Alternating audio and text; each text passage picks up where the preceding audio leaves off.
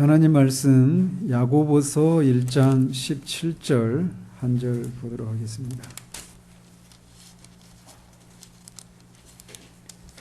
야고보서 1장 17절 한 절입니다. 같이 읽겠습니다. 온갖 좋은 은사와 온전한 선물이 다 위로부터 빛들의 아버지께로부터 내려오나니 그는 변함도 없으시고 회전하는 그림자도 없으시니라. 아멘.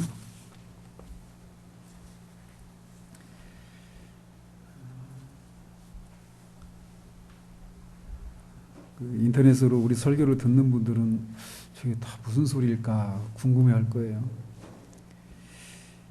계속 궁금해 하십시오. 우리가 지난주에는 보이지 않으시고 또 몸이나 지체가 없으시며 정욕도 없으신 순수한 영이신 하나님에 대해서 살펴보았습니다. 오늘은 불변하시는 하나님에 대해 살펴보도록 합니다. 주보를 보시고 2장 2랑 같이 또 한번 읽어보도록 하겠습니다.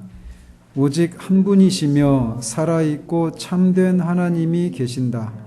그분은 존재와 완전함에서 무한하시며 지극히 순수한 영이시고 보이지 않으시고 몸이나 지체나 정욕도 없으시고 불변하시며 광대하시고 영원하시고 완전히 이해될 수 없으시고 전능하시고 지극히 지혜로우시고 지극히 거룩하시고 지극히 자유하시고 지극히 절대적이시며 자기 자신의 영광을 위해 그 자신의 불변하고 지극히 의로우신 뜻의 계획대로 모든 일을 행하신다.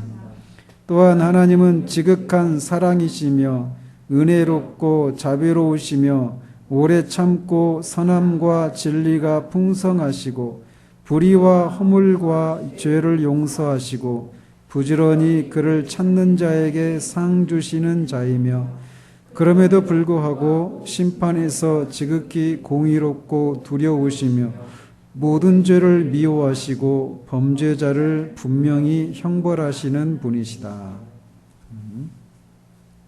그래서 오늘 살펴볼 변하지 않으시는 하나님은 그 불변하시며 라고 하는 이 고백에 해당이 됩니다.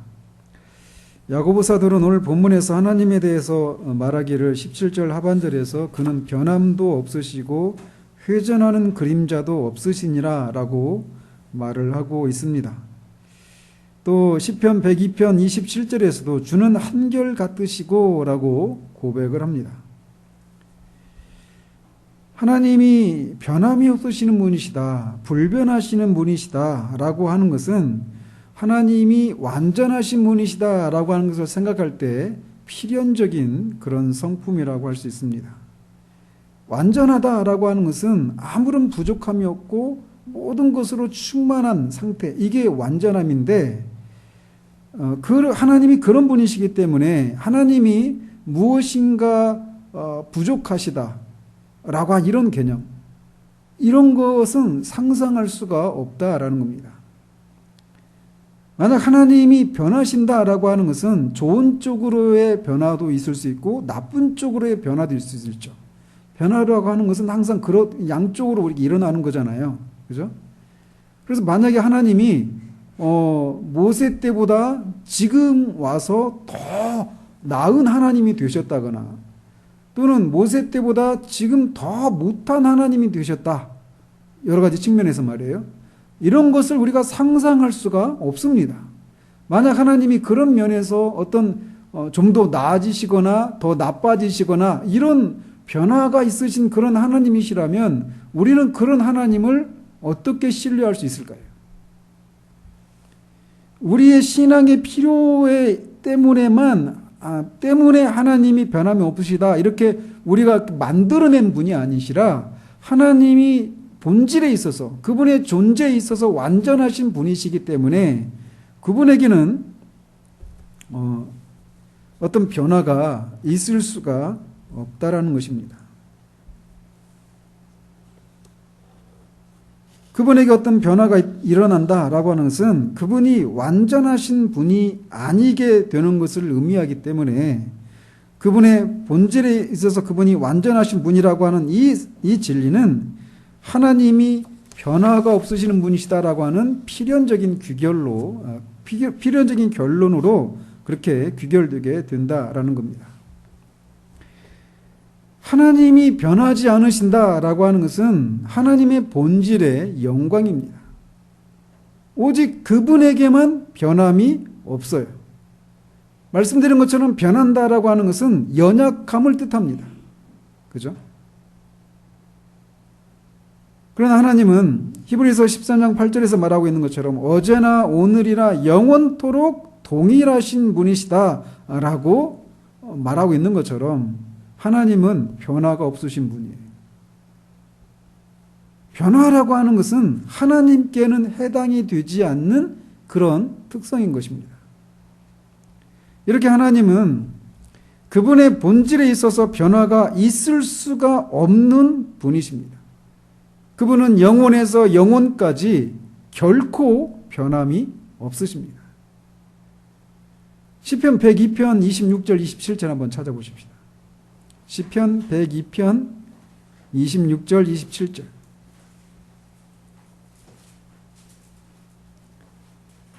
(102편) 26절 27절 같이 읽겠습니다. 시작. 천지는 없어지려니와 주는 영존하시겠고 그것들은 다 옷같이 낡으리니 의복같이 바꾸시면 바뀌려니와 주는 한결같으시고 주의 연대는 무궁하리이다. 여기서도 말하고 있는 것처럼 하나님은 영원토록 한결같으신 분이시다라고 말을 합니다. 만약 하나님이 변화가 있으신 분이시라면 하나님이 한결같은 분이 되실 수가 없어요. 그래서 만약에 하나님이 변화가 있으신 그런 분이라면 시편 기자는 주는 한결같으셨다 이렇게 과거의 어떤 시제를 사용해서 이렇게 표현하든지 아니면 주는 한결같으실 것이다 이렇게 표현을 해야 될 거란 말이죠. 그런데 시편 기자는 주는 한결같으시다 이렇게 표현하는 것을 통해서 하나님은 변함이 없으신 분이라고 선언을 하고 있어요. 따라서 하나님이 불변하신다, 변함이 없으시다라고 하는 이 속성은 하나님의 영원하신 속성과 연결되어 있는 겁니다.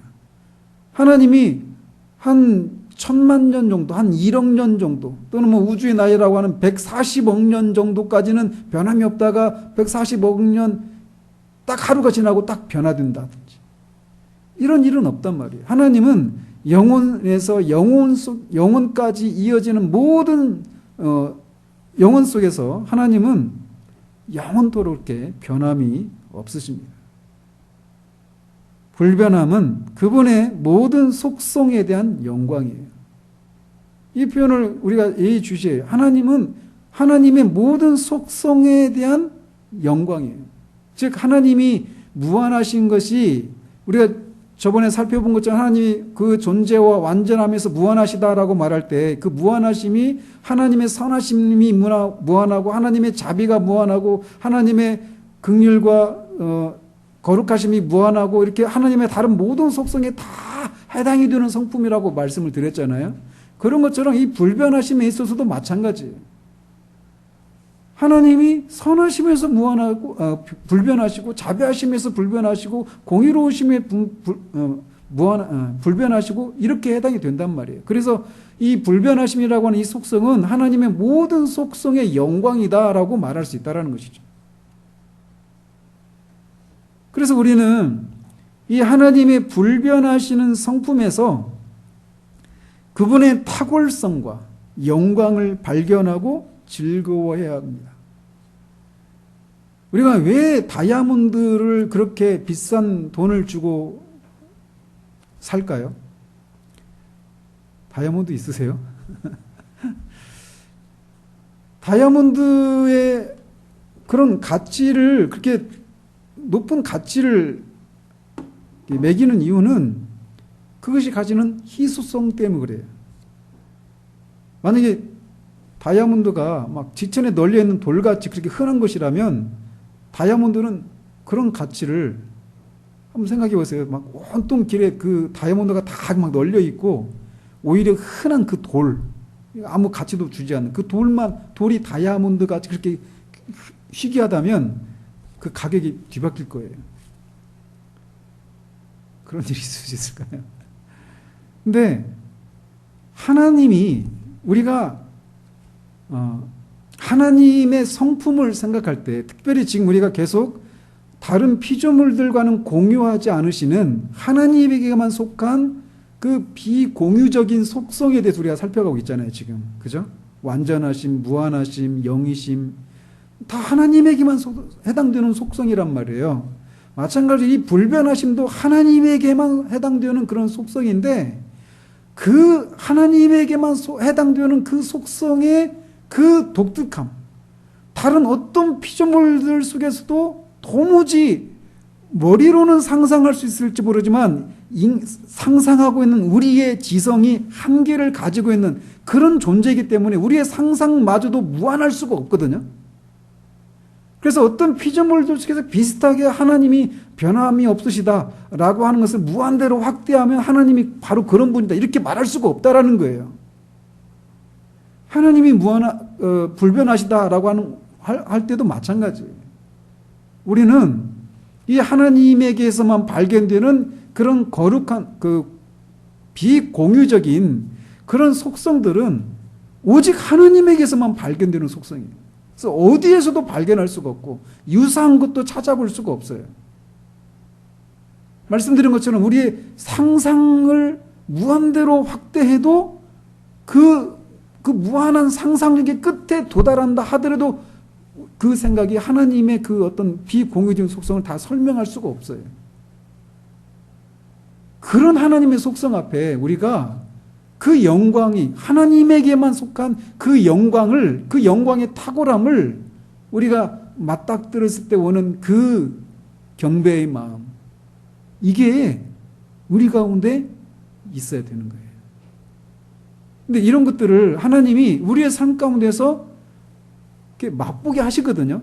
하나님의 은혜 가운데 우리가 받아들일 수 있는 그런 제한된 역량 안에서 그런 것들을 맛보게 하시는데 무한하시기 때문에 이 불변하심도 무한하시거든요. 무한한 불변이에요. 그래서 영원 속에서 불변하시는 거예요. 그 불변하시는 것을 하나님이 이제 우리가 살펴볼 내용대로 어떤 하나님의 불변하심 우리가 어떤 부분에서 발견할 수 있는가 이런 것들을 우리가 살필 텐데 그런 것들을 발견해 나갈 때마다 우리가 내가 옛날에 그런 어떤 하나님의 불변하심이 나타난 어떤 것들을 내가 체험했다라고 말하잖아요. 근데 그게 그 한 번의 경험으로 다 말할 수가 없어요.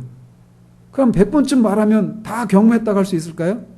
영혼을 살아도 다 말할 수 없는 개념들이 바로 이런 절대적인 속성 또는 비공유적인 그런 속성이 가지고 있는 특징들이라는 것을 우리가 기억해야 돼요.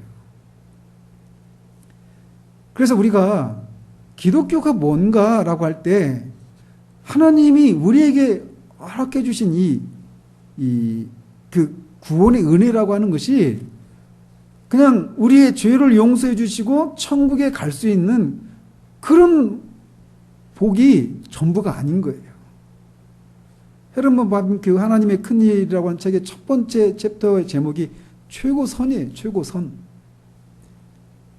인간의 최고선은 하나님이시다. 최고선이 뭐냐면 우리가 가장 높은 가치를 부여하는 이것을 최고선이라고 최고선이라고 말해요. 다른 말로는 지고선 이렇게 말할 수 있는데 그 선, 가장 좋은 것, 가장 가치가 있는 것, 이것이 바로 하나님이시다. 이 것이라고 하는 표현이 적합한 표현이 아닌데 우리의 최고선은 하나님이시다라고 말할 때 그 개념 속에는 그 최고선이신 하나님을 즐긴다라고 하는 개념이 들어있는 거예요. 그래서 하나님의 무한하심을 우리가 막 즐기는 거예요. 하나님의 불변하심을 우리가 즐기는 겁니다. 자비하심을, 사랑을, 은혜를, 오래 참으심을. 하나님을 즐거워하는 것. 하나님을 즐거워하도록 우리가 부르심을 받았다라는 거예요. 단지 죄 용서받고 지옥에 안 가고 천국에 가는 거. 그래서 이 땅에서 누리지 못했던 그런 많은 것들을 그런 천국에서 풍요롭게 누리도록 하는 것, 얼마나 낮은 수준에 머물러 있는 것인가를 우리가 기억해야 돼요. 하나님, 기독교 신앙은요, 예수 그리스도를 통해서 하나님 우리에게 허락하신 그 복의, 그 기업의 풍성함을 알기를 위해서 사도가 기도했잖아요. 에베소서에서. 하나님이 우리에게 주신 기업이 뭡니까? 최고의 기업이 뭐예요? 바로 하나님 자신이에요. 하나님 자신이라고요. 하나님은 스스로 계시는 분이셔요. 나중에 뒤에 이제 살피겠지만. 하나님이 우리가 없었을 때, 이 세상이 없었을 때에도 하나님은 완전하신 하나님이셨어요. 제 그런 어떤 한계를 인해서 제가 다 표현을 못해서 그런 막 답답함들이 있는데, 아무것도 없는 오직 삼위 하나님만 계셨던 그때가 있었다고요. 벌써 한계가 있죠. 그때라고 이렇게 표현하는 것 자체가 벌써. 그죠? 근데 삼위 하나님이 아무런 부족함이 없었어요. 그리고 삼위 하나님이 자신 안에서, 그리고 서로 다른 존재들 안에서 그 완전함을, 무한하신 하나님을 만족시키는 그 하나님 되심을 서로 즐거워하고 기뻐하고 누리고 계셨다고요. 바로 그것을 누리도록 우리를 부르신 거예요. 하나님을 만족시키는 그 완전한 그 선, 완전한 만족, 완전한 충만함, 이것을 우리가 누리도록 우리를 부르셨단 말이에요. 하나님의 불변하심도 마찬가지예요. 하나님의 그 어떠하심에서 하나님의 불변하심, 이것을 통해서 우리가 이 세상에서는 결코 찾아볼 수 없는 오직 그분에게서만 발견되는 그 영광의, 그 속성의 탁월함과 아름다우심을 우리가 발견하고 그것을 즐거워하는 것, 이게 바로 찬양이고 그게 바로 하나님을 영화롭게 하는 거예요. 언제 말씀드렸죠? 찬양은 애드머레이션이라고도 부를 수 있어요. 애드머레이션이라고 하는 단어가 어드밋, 인정하다라고 하는 단어에서 나왔어요. 하나님을 찬양하는 것은 하나님의 하나님 되심을 인정하는 것이에요. 하나님의 하나님 되심을 인정하고, 하나님이 당신 자신을 보시고 당신 자신을 만족해 하시고 당신 자신을 기뻐하시는, 제가 그래서 어떤 그런 표현 썼잖아요. 하나님은 진정한 나르시시스트다.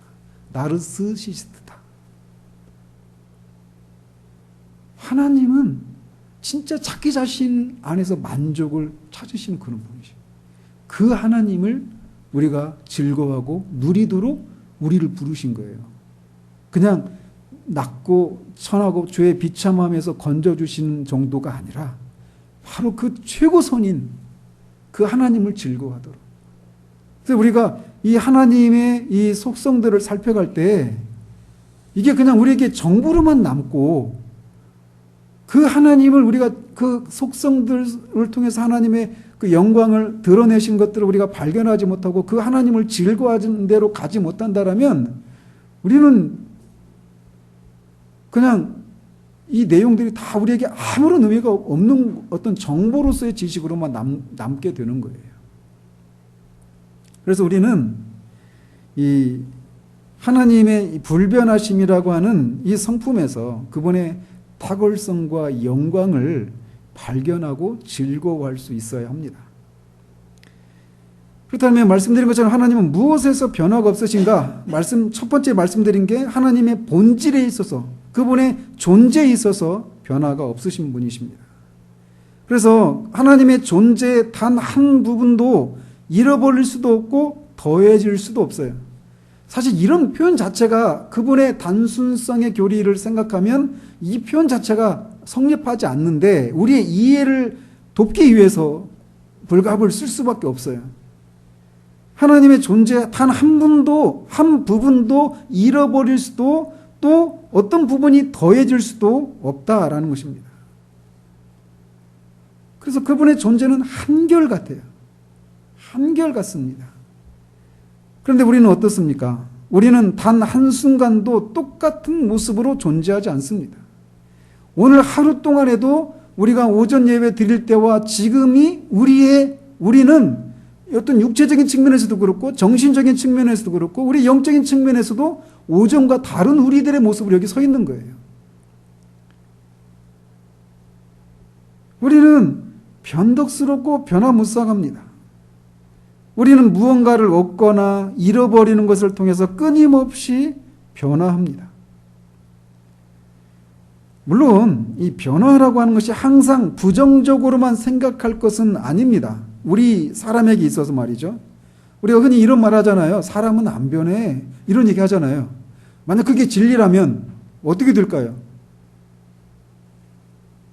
저나 여러분들 여기에 그리스도인으로 여기 서 있을 수 있는 사람은 아무도 없습니다.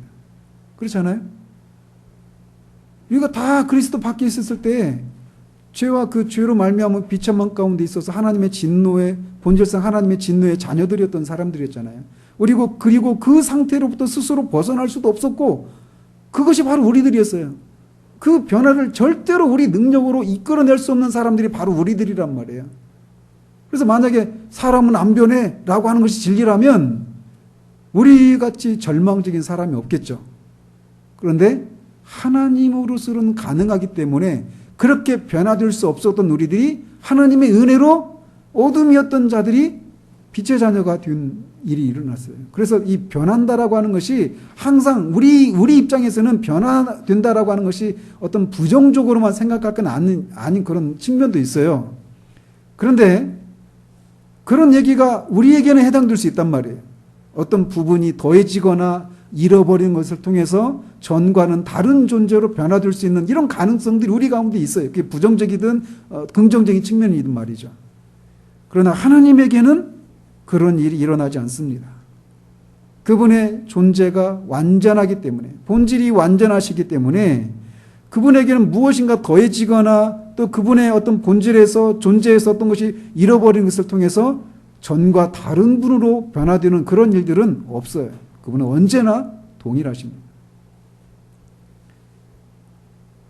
앞에서 말씀드린 것처럼 하나님이 변화가 되지 않으신다라고 하는 이것을 우리가 어떤 면에서 발견할 수 있는가라고 할 때 앞에서 말씀드렸죠. 이 불변하심은 하나님의 모든 성품의 영광이다. 이렇게 말씀드렸잖아요. 즉 모든 하나님의 성품에 있어서 모든 부분에서 이 불변하심이 다 적용되는 거예요. 이를테면 하나님은 그분의 지식에 있어서 변함이 없으십니다. 근데 우리는 어때요? 지난주보다 이번 주에 좀 더 공부해가지고 지난주보다 이번 주가 지식에 있어서 좀 더 진보를 이루는 이런 일이 있죠. 근데 또 반대로 잊어버리는 것도 있어요. 그죠? 목사님하고 그런 얘기 나눴어요. 머리에 들어갈 때는 돌같이 들어가는데 나올 때는 두부같이 나온다고. 나이가 들수록 더 그런 걸 막 절감하죠. 정말 안 들어가는데 잊어먹는 건 얼마나 쉽게 잊어먹는지. 우리는 지식에 있어서 그렇게 어떤 사물을 아는 지식에서 어떤 사실들을 아는 지식에 있어서 우리는 증가할 수도 있고 감소할 수도 있어요. 그런 지식의 측면에서 우리는 변화가 일어납니다. 또는 사람에 대한 이해, 또 자연 법칙을 이해하는 그런 지식에 있어서 우리는 변화가 있어요. 그죠? 그래서 우리는 사람하고 그렇게 부부로서 10년, 20년, 30년, 50년을 살면서도 어떤 얘기를 해요?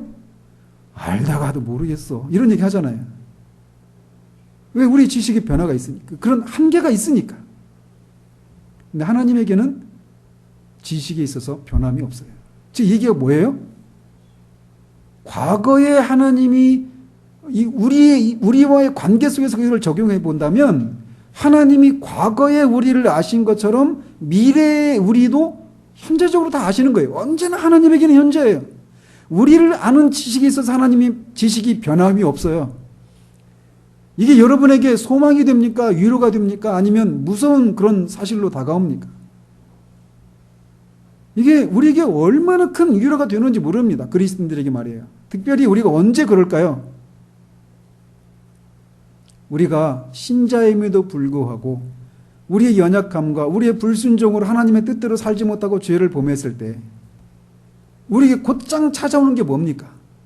하나님과의 관계 속에서 어떤 변화가 있을 것에 대한 그런 두려움들이 우리 가운데 있잖아요. 하나님 앞에 나아갈 담대함을 잃어버리고 시편 기자처럼 하나님이 나를 잊으셨는가라고 하는 그런 어떤 무서운 영혼의 그런 그 어두운 시기를 우리가 직면하게 된단 말이에요.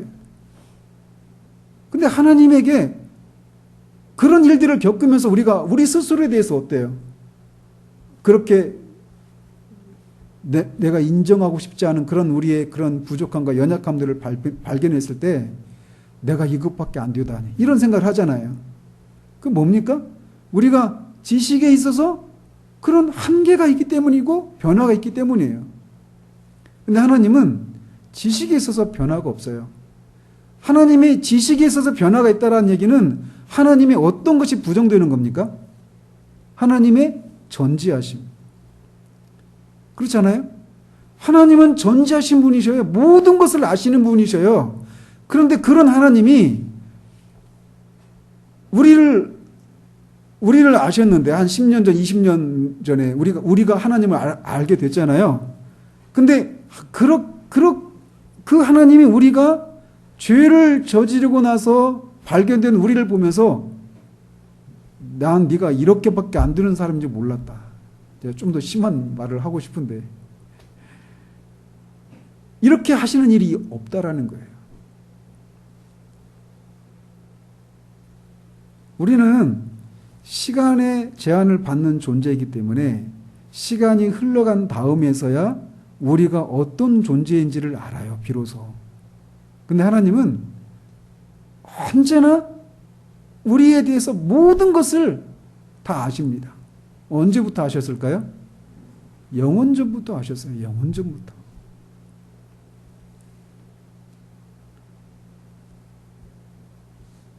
모든 만물이 하나님 앞에 벌거벗은 것 같이 드러납니다. 만약 지식이 있어서 하나님이 변하신다면 우리는 그분을 신뢰하실 수 없어요.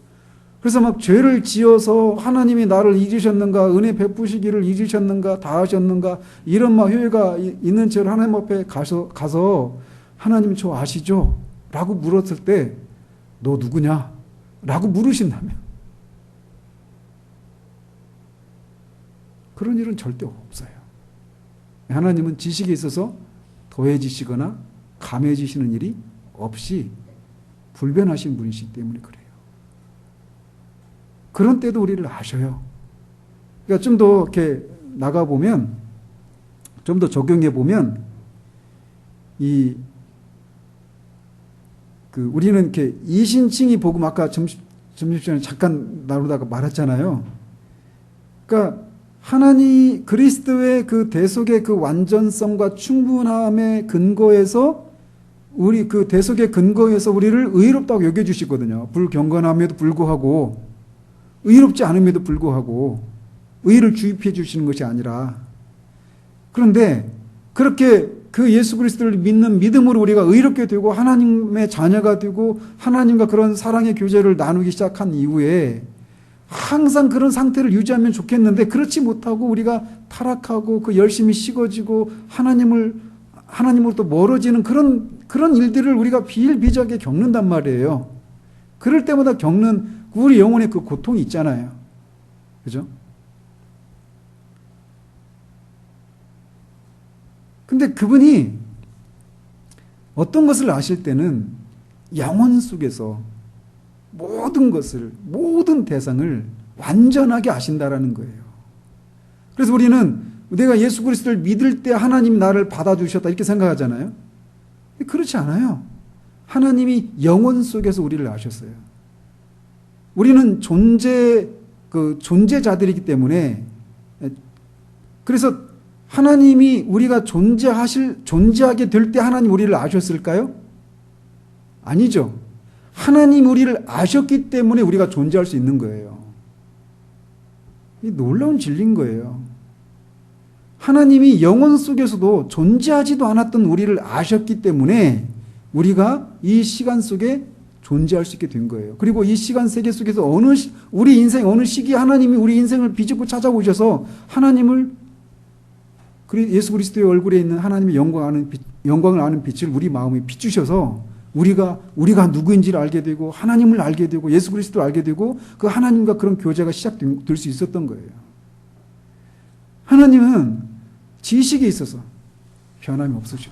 우리 자신, 이게 제가 좀 더 우리의 실제적인 그런 문제로 이렇게 연관시키려고 우리 하나님과의 관계, 우리와 하나님과의 관계에만 제가 축소시켜서 말씀을 드렸지만 모든 대상에 있어서 하나님은 그 모든 대상을 아는 지식에 있어서 변함이 없어요. 어떤 시기에도.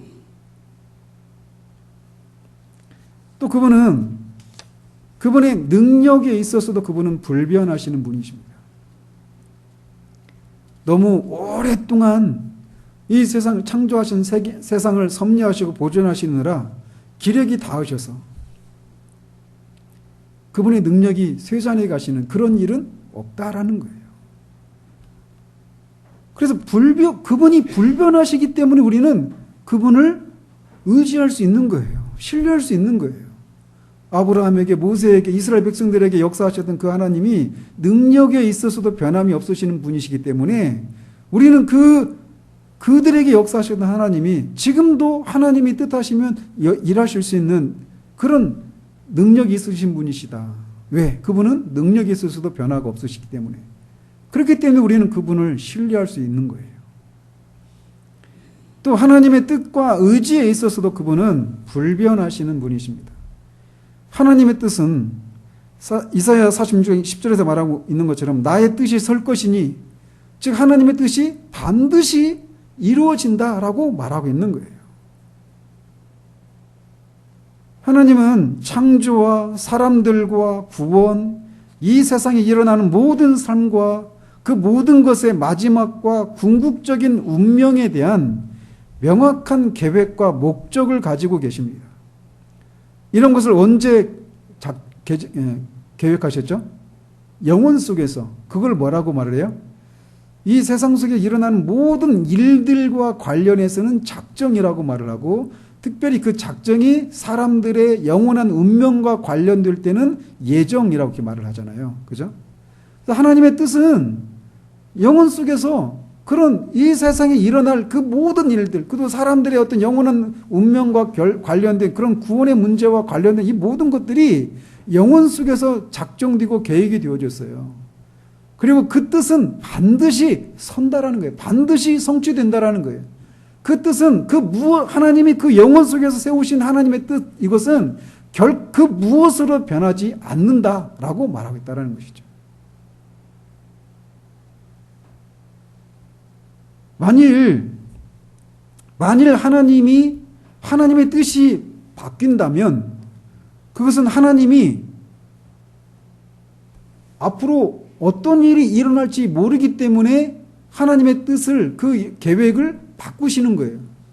그렇게 되면 어떤 의미가 있는 거예요? 하나님이 전지하신 분이 아니게 되는 거예요. 그죠?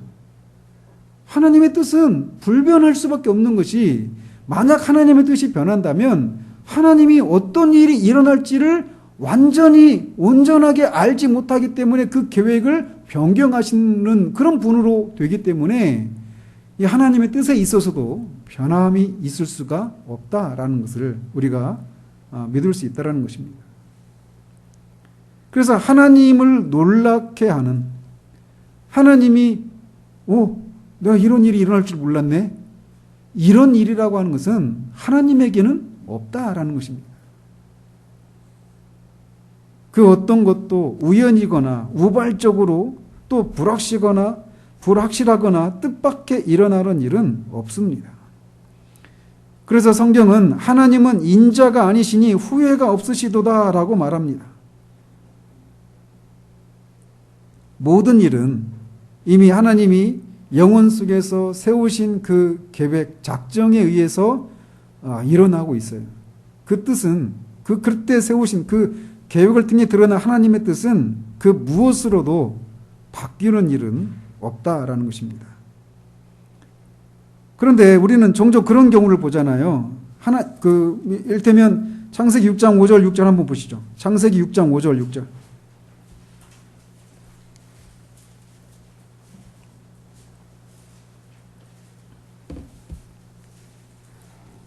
같이 읽겠습니다. 여호와께서 사람의 죄악이 세상에 가득함과 그의 마음으로 생각하는 모든 계획이 항상 악할 뿐임을 보시고 땅 위에 사람 지으셨음을 한탄하사 마음에 근심하시고. 여기서 사람 지으셨음을 한탄하사 마음에 근심하시고, 이 표현은 하나님이 사람 지은 것을 후회하신다 이런 표현이잖아요. 후회하시고 안타까워하시고 슬퍼하시고 이런 표현이라는 얘기는 하나님이 그러니까 이 표현들은 마치 하나님의 뜻이 변화가 있는 것처럼, 하나님의 뜻에 어떤 후회하시는 것이 있는 것처럼 우리에게 읽혀지잖아요. 그죠? 또 예를 들어서 그 요나서 3장 10절 한번 보십시다. 요나서 3장 10절. 용이라고 되어 있어요. 용.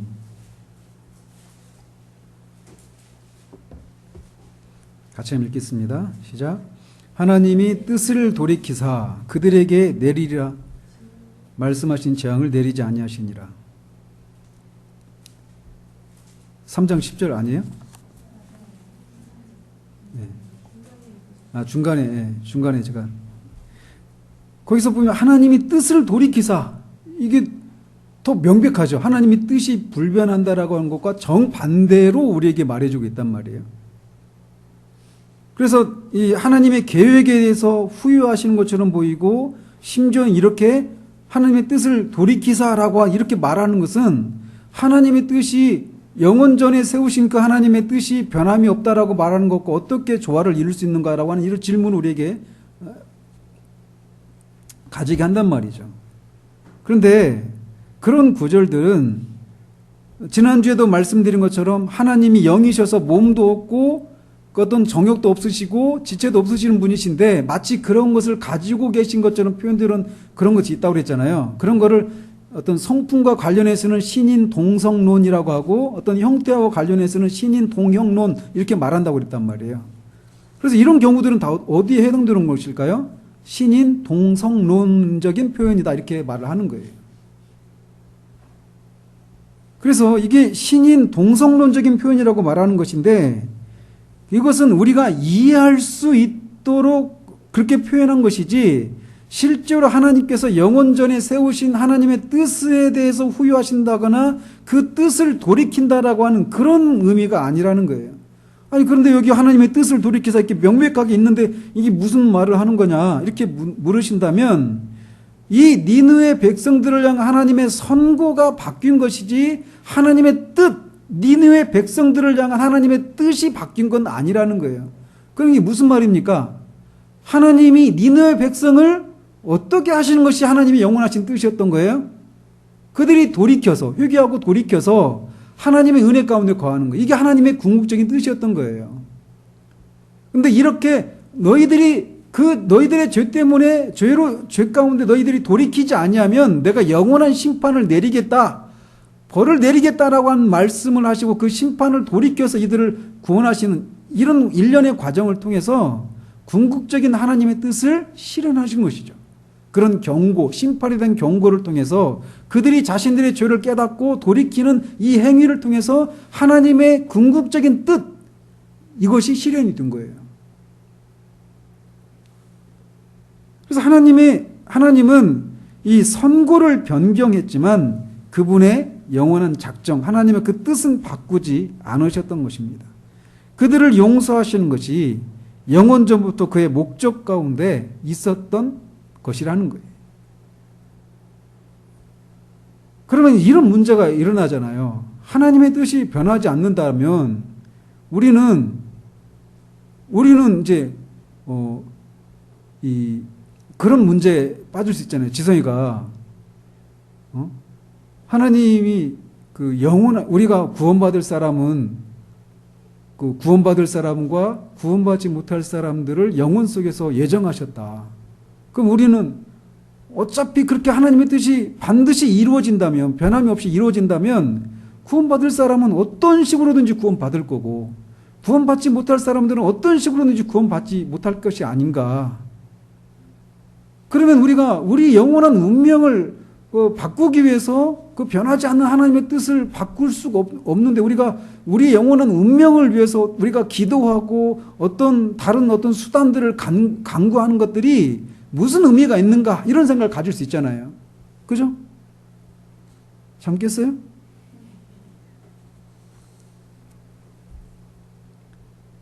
이 문제가 나중에 이제 우리가 그 예정을 하면서 좀 더 상세히 살펴보겠지만 성경은 우리가 먼저 이것을 기억해야 돼요. 하나님, 그 사람의 영원한 운명을 영혼 속에서 하나님께서 작정하셨다, 예정하셨다라고 하는 것은 우리의 이해를 초월하는 그 무엇이라고 하는 것을 먼저 기억하고 있어야 됩니다. 다만 우리가 믿음으로 받아들이고 자신이 구원에 이르렀다면 하나님께서 영원전에 예정하셨기 때문에 내게 이런 일이 일어났구나라고 생각하며 감사를 할 따름입니다. 영원전에 하나님이 사람의 영원한 운명에 대해서 뜻하신 것들 역시 변함이 없습니다. 바꿀 수가 없어요. 그래서 말씀드린 것처럼 이렇게 하나님의 그 뜻이 변화하는 것이 아니고 바뀔 수가 없는 것이라면 우리는 기도하는 것이 또 회개하는 것이 어떤 의미가 있는가? 내가 기도하고 회개하지 않아도 어차피 내가 구원받기로 예정되어 있으면 그렇게 될 거 아닌가? 또는 구원받지 못한 사람으로 예정되었다라면 그렇게 해도 아무 소용이 없는 거 아닌가? 라고 그냥 가만히 있을 수 있단 말이에요. 즉 하나님이 이미 구원 여부를 결정하셨는데 구원받지 않기로 또는 구원받기로 작정된 사람들이 하는 이런 수단들, 기도나 회개와 같은 수단을 사용하는 것이 무슨 소용이 있는가라고 생각할 수 있다는 겁니다. 근데 그 생각이 잘못된 생각인데 왜 그러느냐? 하나님의 이 작정 또는 예정이 이루어지기 위해서 그것을 이루기 위한 수단도 하나님이 작정을 하셨기 때문이라는 거예요. 우리를 구원하시는 것이 하나님의 뜻이에요. 그러면 우리가 구원에 이르도록 하는데 필요한 기도나 회개와 같은 수단도 하나님이 작정하셨다라는 거예요. 목적만 작정하신 것이 아니라 수단도, 그 목적을 이루기 위한 수단도 작정하셨다라는 거예요. 예를 들어서 하나님이 우리의 수명도 작정하셨죠. 그죠? 성경이 우리에게 말해주잖아요. 그죠? 그래서 우리가 제럴드 시처 목사님의 가족이 그렇게 불의의 사고를 당해서 그 새 3대가 그냥 죽었어요. 우연히 일어난 일이죠. 근데 그마저도 하나님의 작정 가운데서 일어나는 일이라는 거예요. 이렇게 우리의 수명도 하나님의 영원하신 뜻 가운데서 이미 계획된 일이에요. 그럼 우리가 이렇게 생각할 수 있잖아요. 지금 제가 53세인데 우리 나이로 내가 한 70살, 80세까지 산다면 내가 어떻게 살아도 그때까지 살겠지. 이렇게 생각할 수 있을까요? 내가 80세까지 사는 것이 하나님 뜻이라면 그게 하나님의 어떤 목적이라면 그 80세까지 사는 것이 하나님의 목적이라면 그 목적을 이루기 위한 수단도 하나님이 작정을 하신 거예요. 그러니까 나 어차피 하나님이 그 뜻은 반드시 이루어지니까 내 80세까지 나는 안 먹을래. 아무것도. 돈만 들고. 귀찮고. 80까지 살아요? 먹는 것이라고 하는 수단을 사용해서 그 목적을 이루시는 거란 말이에요. 너무 웃긴 예를 들었나요?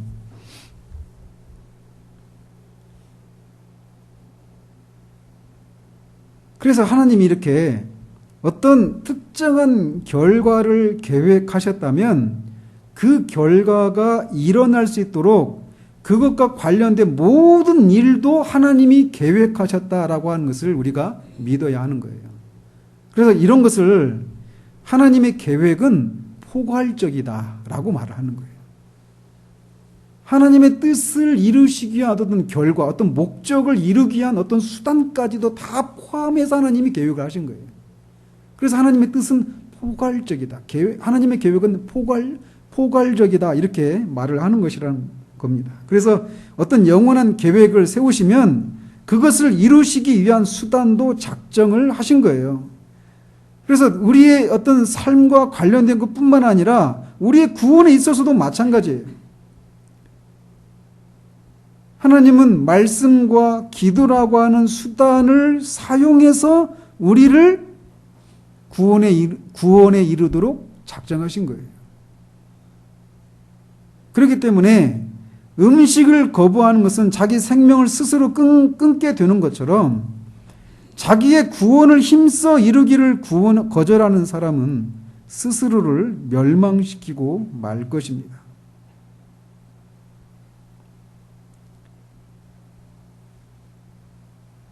그럼에도 불구하고 우리는 하나님의 영원하신 뜻과, 즉 하나님 그 뜻을 이루시고자 하신 하나님의 주권과 그 우리의 책임, 그 수단을, 그 목적을, 그 뜻을 이루기 위해서 수단을 사용해야 되는 우리의 책임, 인간의 책임, 이 두 가지, 하나님의 주권과 인간의 책임이라고 하는 것을 궁극적으로 이 땅에서는 조화시킬 수가 없어요. 그러면 그게 모순이냐? 아닙니다. 영혼 속에서 해결될 문제예요. 이렇게 하나님은 그분의 지식이 있어서나 그분의 본질에 있어서나 그분의 뜻에 있어서 그분의 능력에 있어서 변함이 없으신 분이십니다. 그렇다면 이 하나님의 뜻을 거스르기 위해서 악인들이 하나님의 뜻을 대적하면 하나님의 뜻이 이루어지지 않을까요? 그 무엇도 하나님의 뜻을 막을 수가 없습니다. 하나님의 뜻은 반드시 이루어집니다. 그러면 또 이런 문제도 파생돼요. 그러면 하나님의 뜻을 이루시기 위해서 종종 어떤 악이 행해지잖아요. 이를테면 예수님이 십자가에 죽으셔야만 죄인들을 구원하기 위한 하나님의 대속사역이 이루어진단 말이에요. 그러면 예수님이 반드시 그렇게 누군가로부터 배신을 당해서 또 누군가에게 그렇게 십자가에 달리셔야만 했단 말이에요. 그러면 가룟 유다, 본디오 빌라도 이런 사람들은 하나님의 뜻을 이루기 위해서 사용된 사람들이잖아요. 그들의 악이. 그죠? 그러면 그들의 악에 대해서는 하나님의 뜻을 이루기 위해서 그 악이 행해질 수밖에 없었다. 이렇게 말할 수 있잖아요. 그죠? 그래서 꼭 가룟 유다가 아니어도 또 본디오 빌라도가 아니어도 누군가에 의해서 예수님이 배신을 당하고 누군가에 의해서 십자가에 달리시는 일이 있었을 수밖에 없었다. 이렇게 말할 수 있잖아요. 논리적으로. 그러면은 그 가룟 유다와 본디오 빌라도의 그 악에 대해서 우리가 그 필연적으로 있어야 될 일이니까 그들의 책임에 대해서 우리가 물을 수 없다. 이렇게 말할 수 있을까요? 그럴 수 없어요. 그죠? 최근에 그런 분이 있었어요. 조선이 망할 수밖에 없었던 상황이었다. 일본이 의해서 망했다. 그것에 대해서 우리가 물을 수가 없다라는 거죠. 일본이 아니래도 청나라나 러시아나 미국에 의해서도 조선이 망할 수밖에 없었던 그런 상황이었다. 그렇게 하면서 일본의 어떤 책임들을 무마시키려고 하는 듯한 그런 발언을 한 분이 있어요. 교회 목사님이. 그건 잘못된 생각이잖아요. 그죠? 이스라엘 백성이 하나님의 뜻에 불순종했기 때문에 바벨론의 포로로 잡혀갔잖아요. 바벨론의 침략을 받아가지고 멸망당해서. 하나님의 뜻을 어겼기 때문에 하나님의 심판을 행하는 어떤 그런 바벨론이든 아수르든 북이스라엘은 아수르에 의해서 멸망했잖아요. 그런 일이 반드시 있을 수밖에 없었어요. 그러면 그 아수르나 바벨론에 대해서 하나님이 심판을 안 하시나요? 아니란 말이에요. 이스라엘의 불순종에 대해서 그 이방인의 손을 통해서 하나님 심판하시는 이것도 행하시면서 그 심판의 도구로 사용되었던 아수르나 바벨론도 하나님은 또 심판하시죠. 그것을 깨닫고 하박국이 그 자신 안에서 풀리지 않았던 이 신정론의 문제를 가지고 씨름했던 하박국이 그 사실을 깨닫고 찬양이 나오잖아요. 그죠? 하나님이 악을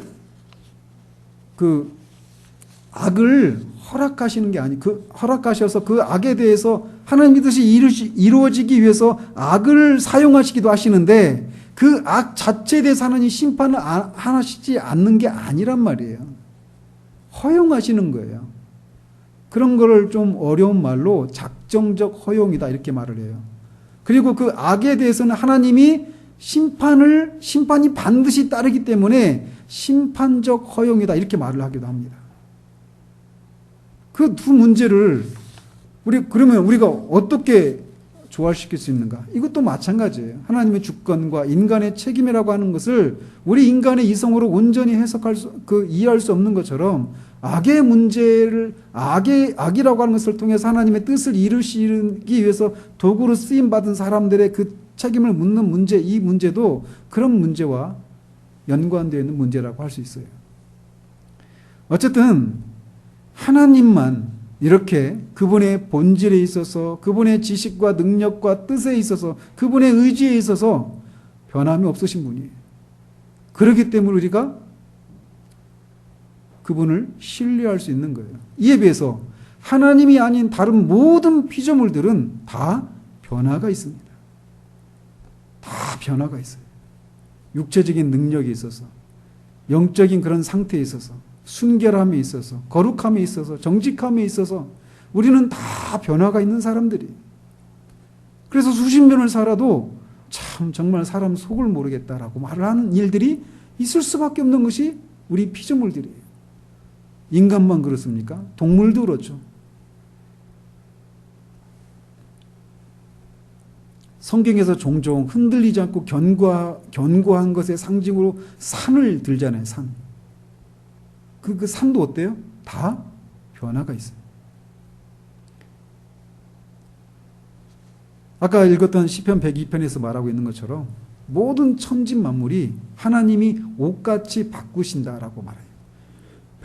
베드로 후서에서도 하나님이 지으신 모든 창조 세계를 하나님의 불의 심판을 통해서 정화시키고 새하늘과 새 땅을 이가 거하는 거룩한 새하늘과 새 땅을 창조하신다라고 말씀하셔요. 다 변화가 있습니다. 오직 하나님에게만 변화가 없으십니다. 그렇기 때문에 우리는 이 피조물들을 우리가 신뢰의 대상으로 삼아서는 안 된다라고 하는 것을 기억해야 됩니다. 그래서 이 피조물들을 우리가 상실했을 때 우리가 어디에서 위로를 얻고 어디에서 소망을 가져야 하는가? 불변하시는 하나님 안에서 우리가 그런 위로와 소망을 가질 수 있다라는 것입니다. 우리를 아는 지식에 있어서도 하나님은 변함이 없으신 분이십니다.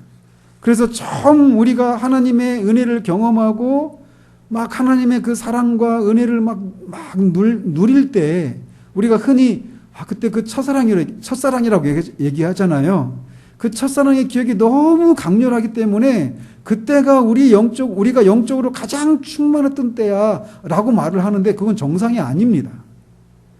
우리가 정말 정상적인 그리스도인이라면 그게 처음이어서 우리가 잊을 수 없는 그런 아주 강렬한 기억으로 남아야 되는 것이지, 그게 우리가 알아야 되고 우리가 도달해야 될 그 모든 것을 다 그때 누렸기 때문에 그때가 우리가 가장 온전한 때고 우리가 가장 풍성한 때고 충만했었던 때다 이렇게 말하는 것은 우리가 그만큼 성장이 없었다라고 하는 것을 말해주는 거예요.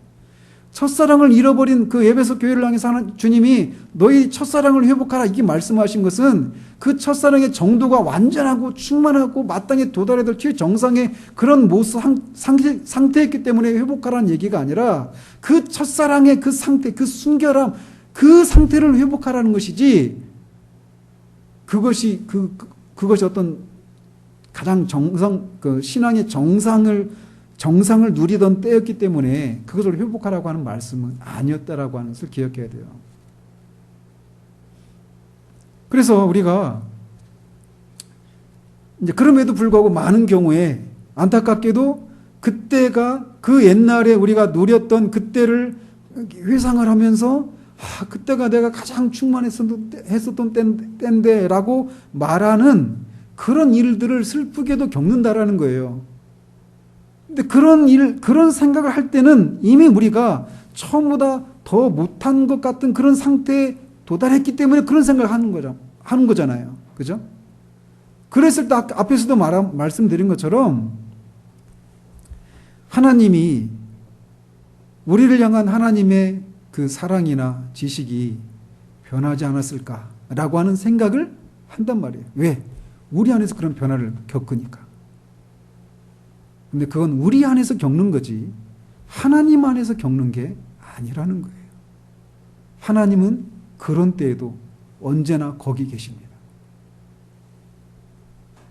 제가 이렇게 즐겨 쓰는 하나님을 향한 형용사 중에 언제나 거기 계신 하나님, 이 표현을 제가 굉장히 즐겨 사용하거든요. 개인적으로 하나님 앞에 기도할 때도.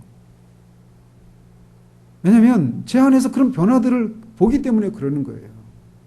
옛날 같지 않은, 한결 같지 않은, 예전 같지 않은 그런 저를 보기 때문에. 그런데 그럼에도 불구하고 하나님 앞에 나아갈 수 있는 게 뭐냐? 나는 하나님으로부터 멀리 가 있는 것 같지만 하나님은 언제나 거기 계시다라는 거예요.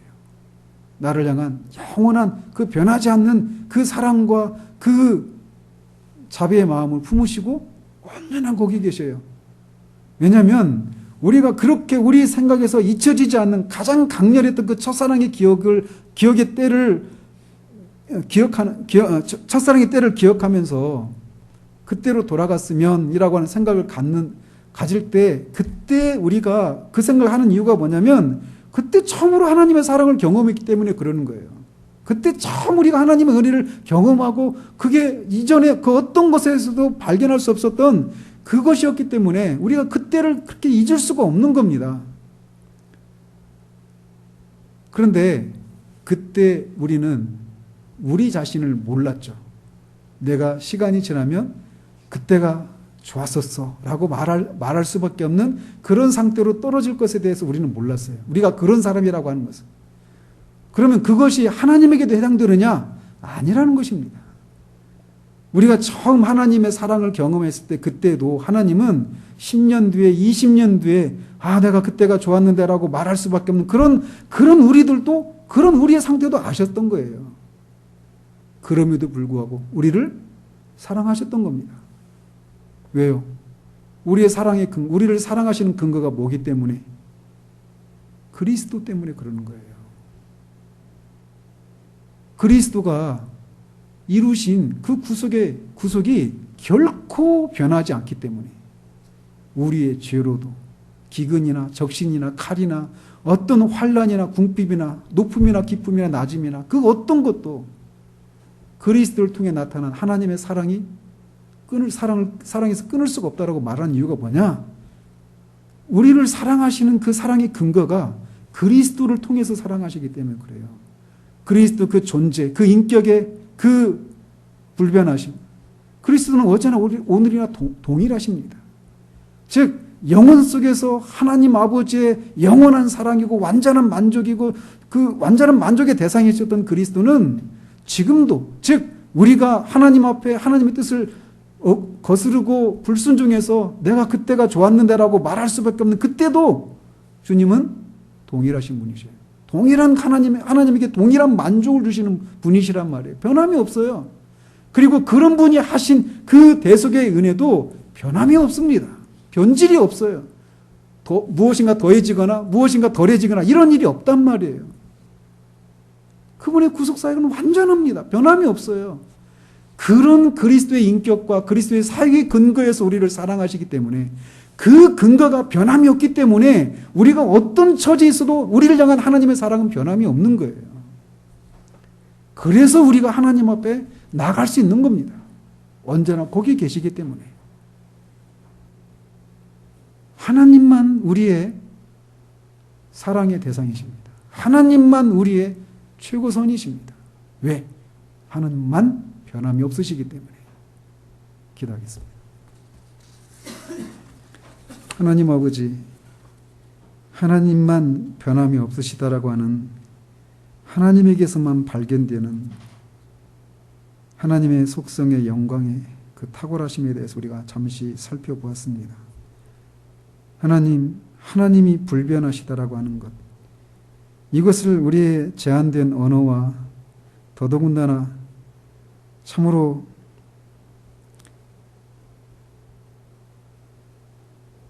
그것을 표현해낼 수 있는 능력이 턱없이 부족한 사람의 입술을 통해서 어떻게 다 설명을 할 수 있겠습니까? 영혼 속에서도 우리는 하나님에게서만 발견되는 이 불변하심이라고 하는 이 하나님의 영광의 본질의 그 영광스러움 앞에서 우리는 오라고 하는 그런 탄성을 영원토록 자아낼 수밖에 없을 것입니다. 그렇게 우리가 이 땅을 사는 동안 하나님의 본질에 있어서, 지적인 면에서, 능력에 있어서, 하나님의 뜻에 있어서 변함이 없으신 그 하나님만을 신뢰하고 의지하는 그런 우리들 될 수 있도록 주님 도우시옵소서. 변할 수밖에 없는 피조물들을 신뢰하고 의뢰하지 않는 우리들 될 수 있도록 도우시옵소서. 지금 우리들이 옛날에 우리가 그렇게 첫사랑의 때가 좋았다라고 생각하며 그때가 가장 좋았던 때로 기억하고 있는 그런 상태라면 우리가 마땅한 바대로 이루어야 할 그런 지점에 이르지 못했기 때문에 그런 생각을 할 수 있다는 생각들을 하며 하나님 다시금 그래서 하나님으로부터 우리가 멀리 떨어진 것 같은 그런 것을 인해서 하나님이 이제 내가 아닌 다른 새로운 사람과의 그런 관계를 더 즐거워하시면서 예전에 우리를 향하신 우리를 아는 그런 지식에서 하나님이 멀어지고 우리를 잊으신 것은 아닌가라고 하는 생각이 우리 가운데 밀려올 때마다 하나님은 언제나 거기 계시는, 그래서 우리를 아는 지식에서 변함이 없으신 하나님이심을 기억하고 담대함으로 그 하나님 앞에 나아가 우리가 마땅히 회복해야 될 그런 지점에 서서 다시금 우리에게 허락하신 그 성도의 기업의 풍성함을 힘써 누리는 그런 우리들 될 수 있도록 주님 도우시기를 원합니다. 예수 그리스도 이름으로 기도합니다. 아멘.